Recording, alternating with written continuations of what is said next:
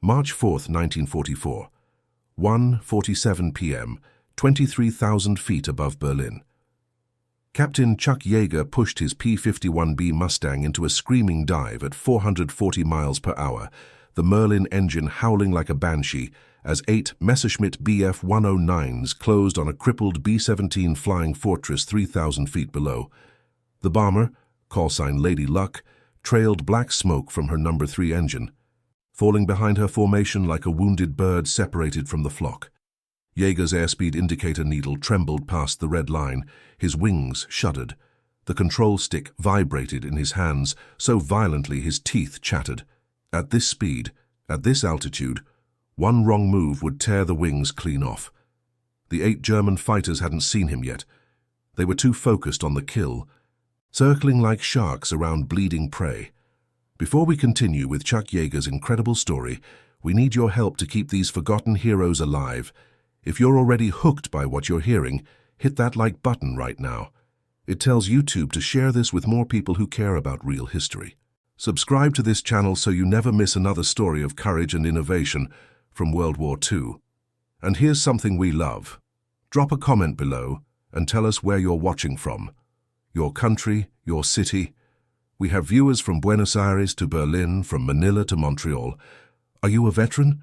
Did your grandfather serve? Do you have a connection to this war? We want to hear from you. Now back to 23,000 feet above Berlin, where Chuck Yeager was about to prove that the P-51 Mustang could do something everyone said was impossible. The conventional wisdom in March 1944 was simple. Fighter escorts couldn't stay with the bombers all the way to Berlin and back. They didn't have the range, they didn't have the fuel, and even if they did, they'd be too slow at high altitude to catch the German fighters that dove from above at over 400 miles per hour. The 8th Air Force had lost 176 bombers in February alone, nearly 1,800 men dead, missing, or captured in just 28 days. The casualty rate for bomber crews had hit 38%. Statistically, you had a better chance of surviving D-Day than completing a 25-mission tour as a B-17 waist gunner. Charles Elwood Yeager grew up in Hamlin, West Virginia, population 1-200. His father drilled natural gas wells. His mother kept house. They lived in a 4-room wooden house with no indoor plumbing until Chuck was 12. He was 5'10", weighed 155 pounds, and had eyesight so sharp he could spot deer on distant hillsides before his hunting buddies could see them with binoculars. He'd worked as an aircraft mechanic before the war, learning engines from the inside out, how they breathed, how they burned, how they died. That mechanical intuition would save his life and hundreds of others. Yeager arrived at RAF Leiston in November 1943, assigned to the 363rd Fighter Squadron, 357th Fighter Group. He was 20 years old. His P-51B carried the name Glamorous Glen painted on the nose, named after his girlfriend back home, Glennis Dickhouse of Oroville, California. The P-51 Mustang was the most advanced fighter in the American arsenal. Powered by the British Rolls-Royce Merlin engine built under license by Packard, it could reach 437 miles per hour at 25,000 feet. It could fly 650 miles with drop tanks. On paper, it was perfect for the bomber escort role. But there was a problem nobody had solved. The problem wasn't speed. The Mustang was fast. The problem wasn't range. The Mustang could reach Berlin. The problem was energy management at altitude. German fighters, primarily the Bf-109G and FW-190A, operated differently than American doctrine anticipated. They didn't dogfight. They dove from above, made one high-speed firing pass, then climbed back to altitude using the kinetic energy from their dive. At 25,000 feet, where the air was thin and cold, this tactic was devastatingly effective. The Germans called it boom and zoom. American pilots called it hell. Between December 15, 1943 and January 30, 1944, the 8th Air Force lost 89 heavy bombers during missions when P-51 escorts were present. The fighters were there. They were close. But they couldn't catch the diving German attackers, and they couldn't climb fast enough to prevent the next attack. The math was brutal. A Bf-109G diving from 28,000 feet could accelerate to 460 miles per hour before pulling up. A P-51 flying straight and level at 25,000 feet needed 8 to 12 seconds to accelerate to pursuit speed. In those 8 seconds, the German pilot could destroy a bomber, kill 10 men, and be gone. Lieutenant Edward "Eddie" Simpson was Chuck Yeager's wingman and closest friend in the squadron. Simpson was from Bakersfield, California, just 90 miles south of Glennis's hometown. He and Yeager had made plans. After the war, they'd both move back to California, maybe go into business together.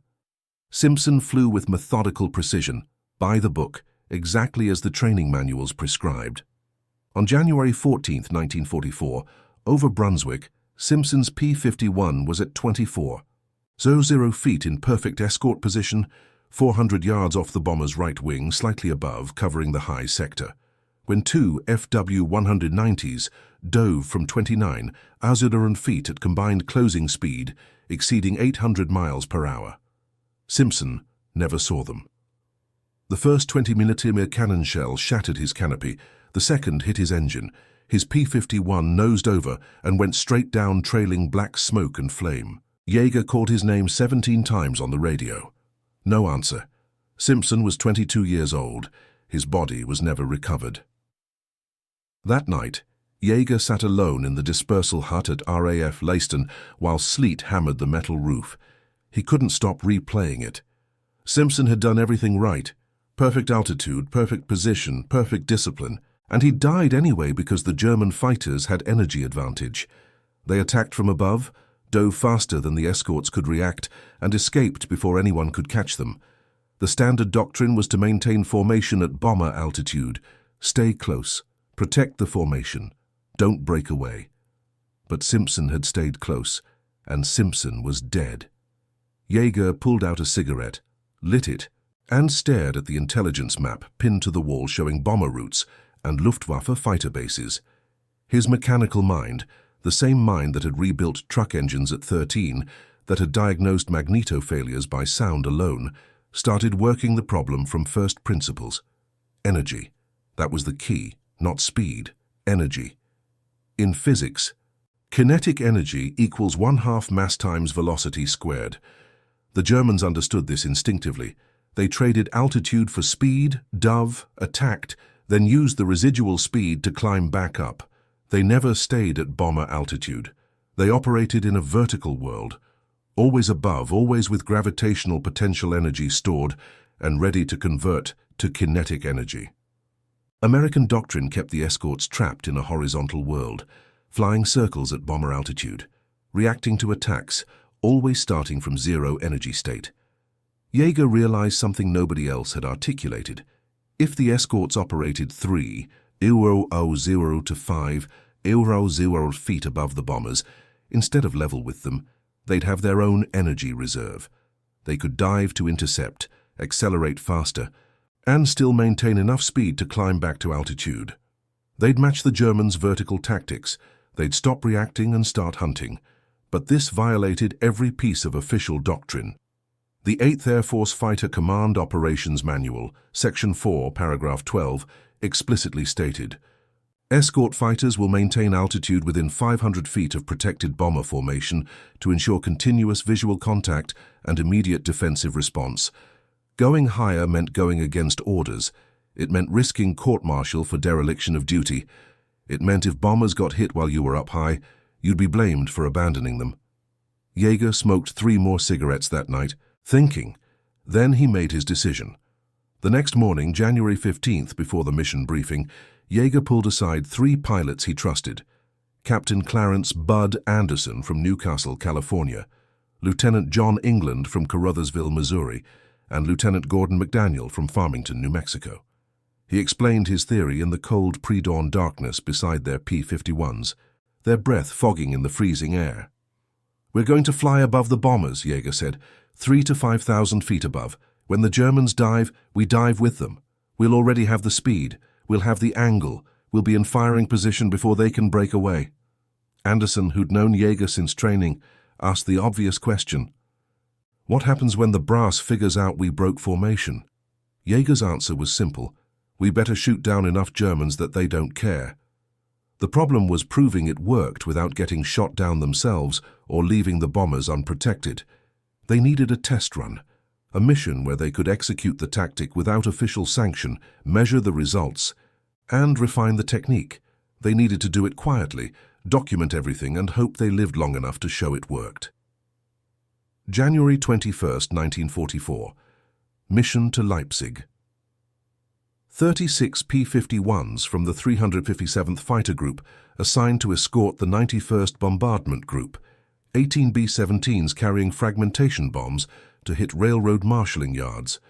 Standard escort altitude, 24,000 feet. Yeager and his three-plane element peeled off from the formation at 09:23 hours and climbed to 28,000 feet, positioning themselves in a loose combat spread 4 miles behind the main escort group. From up there, the view was extraordinary. The bomber stream stretched 40 miles across the winter sky, silver dots against white clouds. The main escort group circled below like guard dogs, and above everything tiny glints of reflected sunlight. German fighters at 30,000 feet, stalking, waiting. At 09:47 hours, 4 Bf-109Gs rolled over and dove toward the lead bomber formation. Yeager saw them immediately. His altitude advantage gave him a 10-second head start. He pushed the throttle to full power, the Merlin engine roaring, and rolled into a 60-degree diving turn. His airspeed jumped 320, 360, 400, 420 miles per hour. The control forces became heavy. The stick required both hands. Wind screamed over the canopy. At 440 miles per hour, the P-51's entire airframe vibrated like a tuning fork, but it held together, testament to North American aviation's engineering. The 4 Bf-109s were so focused on the bombers, they never looked back. Yeager closed from 6 o'clock high, the perfect attack position. At 800 yards, he could see the German pilots' heads in their cockpits. At 400 yards, he pressed the trigger. The P-51 carried 6 50-caliber machine guns, 3 in each wing, synchronized to converge at 300 yards. He fired a 2-second burst. Tracer rounds arced ahead, then converged on the trailing Bf-109. Pieces flew off, chunks of metal, fabric, plexiglass. Black smoke erupted from the engine. The Messerschmitt rolled left, already dying, and fell away in a flat spin. The 3 remaining German fighters broke hard right, abandoning their attack run on the bombers. All thoughts of killing B-17s forgotten as they tried desperately to escape the American fighter that had come screaming out of the sun at impossible speed. Anderson got the second one. England damaged a third. The fourth escaped into clouds. The bomber formation, completely unaware of the attack that never happened, droned on toward Leipzig. Not one B-17 had been damaged. The main escort group below never even saw the German fighters. Yeager and his element climbed back to 28,000 feet, resumed their overwatch position, and continued the mission. They landed at RAF Leiston at 1340 hours. Yeager said nothing at debriefing about the altitude deviation. He simply reported, 1 Bf-109 destroyed, 1 damaged, enemy attack prevented. But word spread fast among the pilots.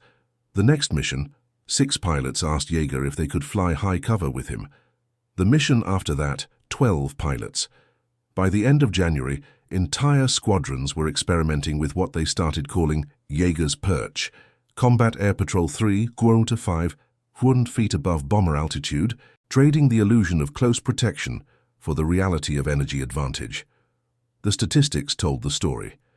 In December 1943 and early January 1944, the 357th Fighter Group averaged 3 German fighters destroyed per escort mission, with bomber losses of 7% per mission.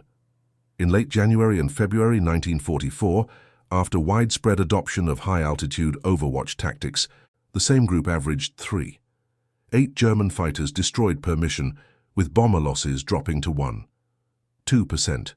The Germans noticed immediately. Luftwaffe intelligence reports captured after the war show increasing frustration. A February 1944 tactical assessment from JG-27, Jagdgeschwader 27, one of the Luftwaffe's most experienced fighter wings, noted, American escort fighters now operate at superior altitude. Our diving attacks are being intercepted, before reaching bomber formations. Previous tactics no longer effective. Recommendation: avoid engagement with escorts. Attack only when escorts are absent or distracted. In other words, the Americans had flipped the script. Now the Germans were afraid. Major General William Kepner, commander of the 8th Fighter Command, heard about the new tactics through intelligence reports and pilot debriefings. On February 11, 1944, he flew to RAF Leiston to observe personally. Yeager expected to be court-martialed. Instead, Kepner watched the mission results, studied the gun camera footage and reviewed the casualty statistics. Then he asked Yeager to brief the entire 8th Air Force Fighter Command on the tactical innovation.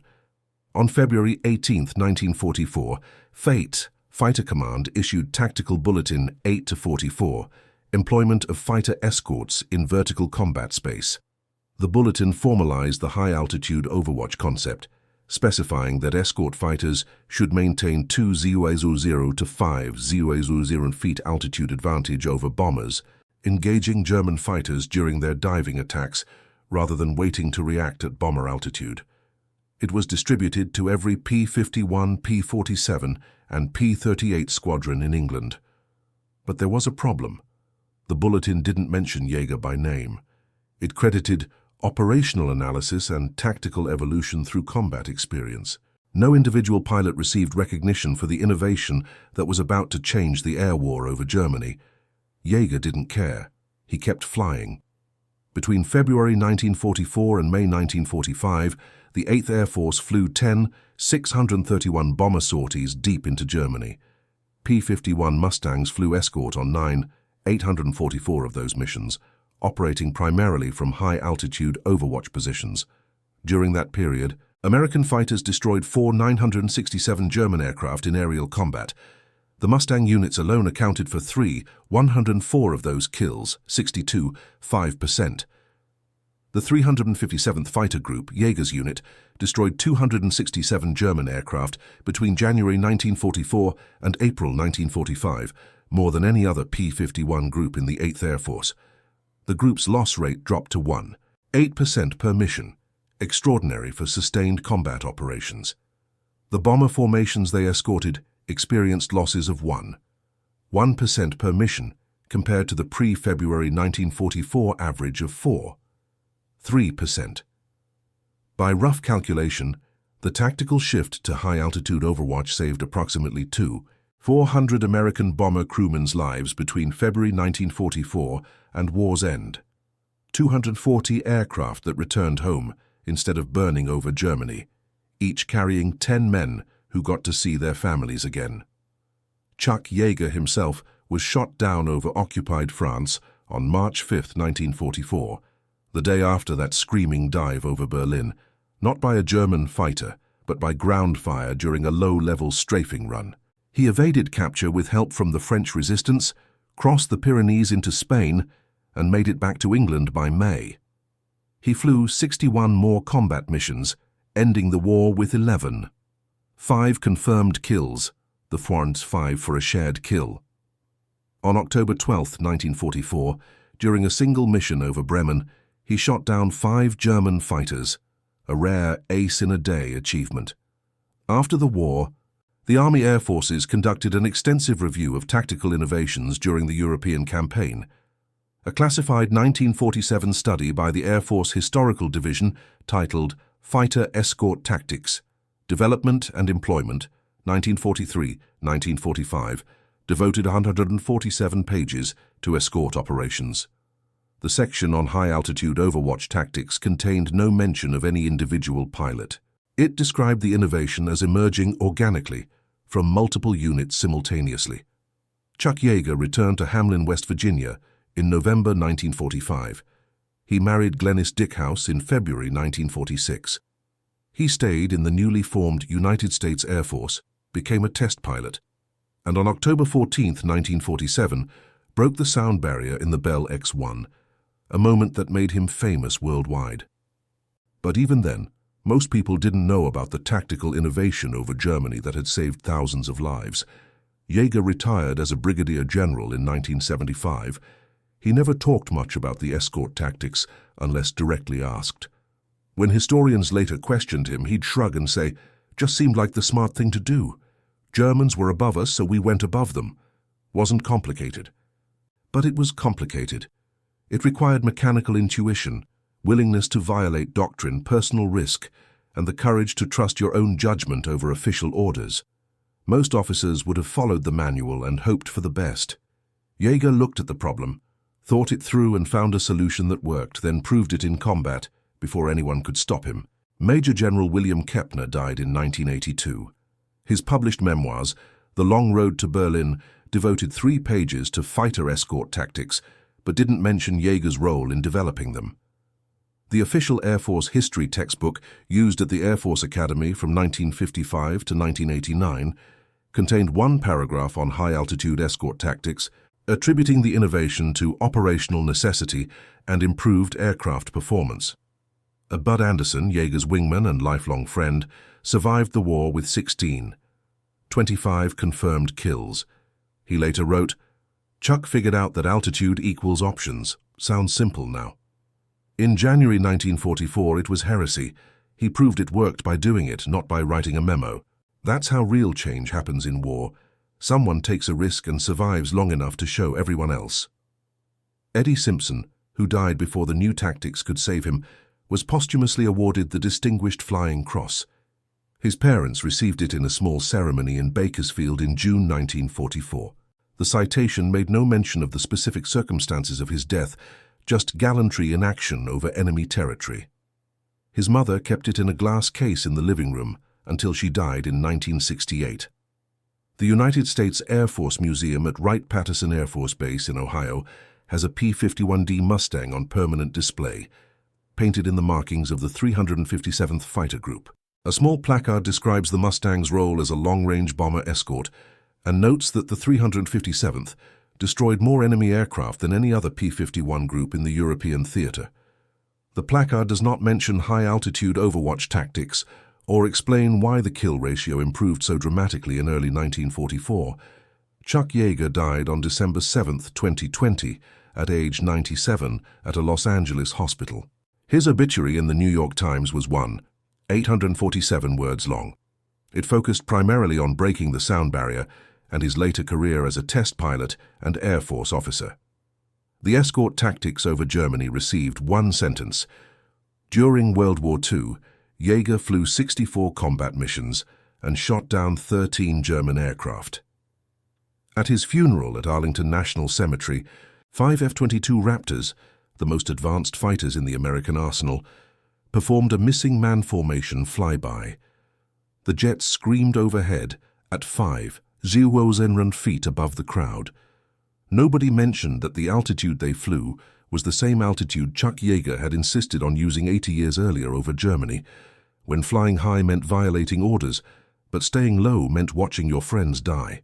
The principle he proved remains fundamental to air combat doctrine today.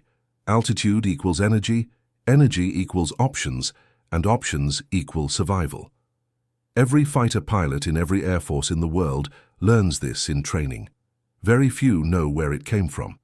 In 2003, a British aviation historian named Derek O'Connor was researching 8 Fighter Command tactical bulletins at the National Archives in College Park, Maryland.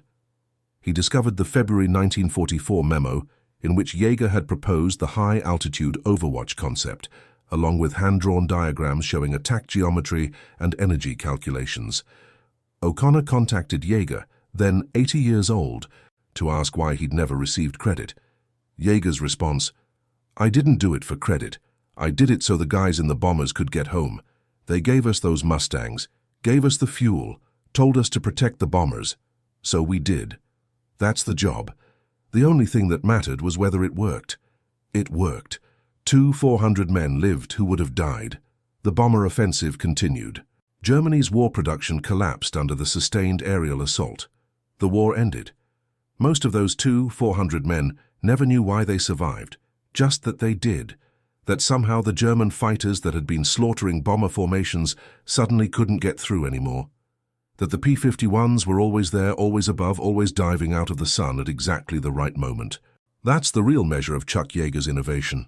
Not fame, not medals, not recognition, but the quiet fact that thousands of men got to grow old, raise families, build lives, because a 20-year-old fighter pilot from West Virginia looked at a problem, trusted his mechanical intuition over official doctrine, and risked his career and his life to prove there was a better way. If this story moved you, if you're amazed that this crucial tactical innovation almost got lost to history, then hit that like button right now.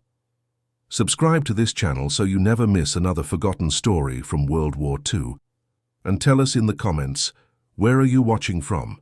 Did anyone in your family serve? Do you have a connection to these stories? We have viewers from every continent and we want to hear from you.